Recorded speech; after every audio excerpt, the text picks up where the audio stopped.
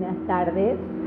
Gráficas y funciones es un tema muy importante en el área de ciencias de la salud. En este caso, debemos tener en cuenta la clasificación que se hace en física para el estudio de las gráficas y funciones. Tenemos 4 principales tipos de gráficas: la proporcionalidad directa, la función lineal, la función potencial y la función exponencial. Es importante verificar cuáles son las propiedades de cada tipo de gráfico para poder entonces diferenciarlas a la hora de resolver problemas. Por ejemplo, una de las formas es saber el comportamiento de cada uno de los gráficos. La forma de la gráfica es importante. Por ejemplo, una proporcionalidad directa es una recta que pasa por el origen, mientras que una función lineal es una recta que no pasa por el origen. La función potencial, cuando se grafica en una hoja milimetrada, va a representar una curva. Al igual que la función exponencial, al graficarla en una hoja milimetrada, también va a representar una curva. Es allí un dilema para muchos estudiantes que preguntan: si ambas son curvas, ¿cómo las voy a diferenciar? ¿Cómo sé que me están hablando de una función potencial o de una función exponencial? Bien, un dato muy curioso es que a pesar de que ambas funciones sean curvas, la función potencial puede crecer y decrecer rápido, mientras que la función exponencial puede crecer o decrecer muy rápido. Y la palabra muy es importante, muy rápido. Un comportamiento exponencial crece en el tiempo. Y crece y crece y crece. Es como el COVID-19. Usted tiene el caso 0 y en un par de días tiene muchos contagiados, y la tasa de defunción de personas con COVID también tiene un comportamiento exponencial. Por eso es que no es de ahora, sino de siempre. Lo que son las epidemias se trabajan con la función exponencial. La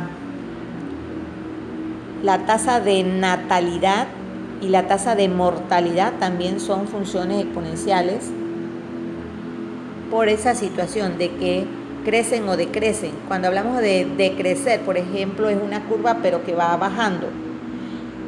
Ejemplo típico, el comportamiento de algunos átomos radiactivos que tienen un decaimiento. Entonces también se utiliza la función exponencial para este tipo de problemas. Entonces la forma es importante. Estas dos, repito, proporcionalidad directa y función lineal, son rectas, pero la proporcionalidad directa parte del origen o pasa por el origen, mientras que la función lineal no. Ejemplos de una proporcionalidad directa: cuando vamos al súper y queremos comprar un artículo, a medida que aumentamos la cantidad de artículos del mismo tipo, asimismo va a aumentar el costo. Y digamos, usted quiere comprar una libra de carne, son $3. 2 libras de carne son $6. 3 libras de carne son $9. Ahí vemos la proporcionalidad. En la medida como aumenta una variable, también aumenta la otra variable.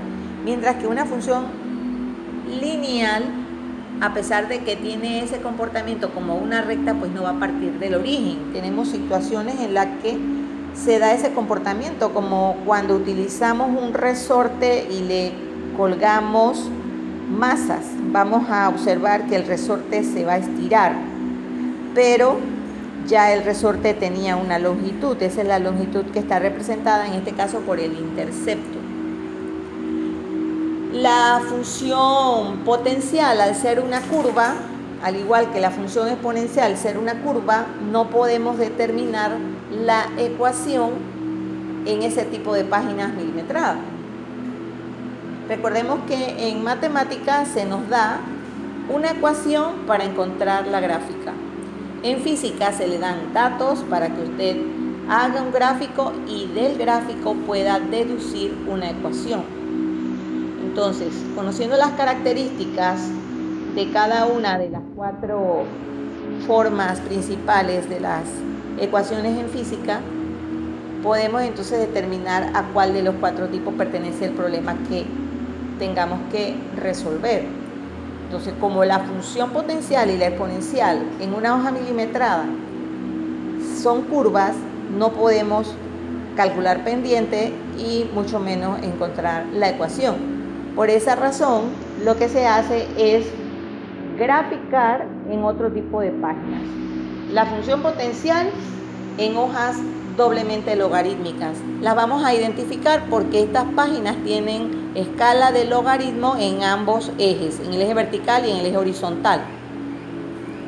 Y la función exponencial la vamos a trabajar para linealizarla en hojas semilogarítmicas. Las hojas semilogarítmicas van a ser aquellas que solamente presentan logaritmo o escala logarítmica en el eje vertical. Su eje horizontal no tiene logaritmo. Por eso, a la hora de encontrar la pendiente, en el denominador no aparece logaritmo, porque la hoja no tiene logaritmo en el eje horizontal.